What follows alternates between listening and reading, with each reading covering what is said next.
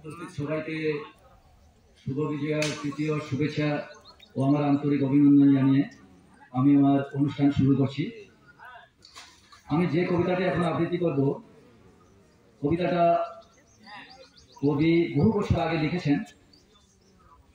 আজকের দিনেও মনে হয় কবিতাটা ভীষণ জীবন্ত। কবির নাম রবীন্দ্রনাথ ঠাকুর, কবিতার নাম হঠাৎ দেখা। রেলগাড়ির কামরায় হঠাৎ দেখা, ভাবিনি সম্ভব হবে কোনোদিন।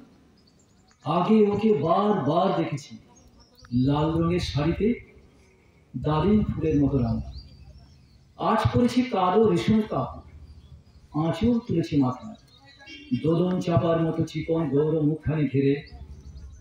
মনে হলো কালো রঙে একটা গভীর দূরত্ব ঘনিয়ে নিয়েছে নিজের চারদিকে, যে দূরত্ব সর্ষে ক্ষেতের শেষ সীমানা, শালবনের নীলাঞ্জন।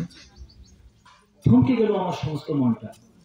চেনা লোককে দেখলেন, অচেনার গাম্ভীর্যে হঠাৎ খবরের কাগজ ফেলে দিয়ে আমাকে করলেন নমস্কার। সমাজবিধির পথ গেল খুলে, আলাপ করলেন শুরু, কেমন আছো, কেমন চলছে সংসার ইত্যাদি। সে রইল জানলার বাইরের দিকে চেয়ে, যেন কাছের দিনে ছোঁয়াছে পা ধোয়া চাহনি।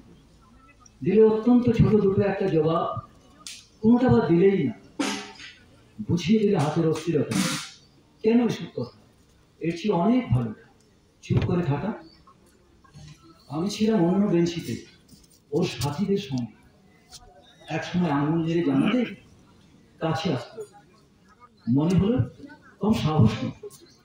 বসলুম ওর একই বেঞ্চিতে। গাড়ির আওয়াজের আড়ালে বললেন মৃদু স্বরে, কিছু মনে করুন, সময় কোথা, সময় নষ্ট করবা। আমাকে নামতে হবে পরের স্টেশনে, দূরে যাবে তুমি, দেখা হবে না আর কোনোদিন। তাই যে প্রশ্নটার জবাব এতকাল থেমে আছে, শুনবো তোমার মুখে, সত্যি করে বলবে তো?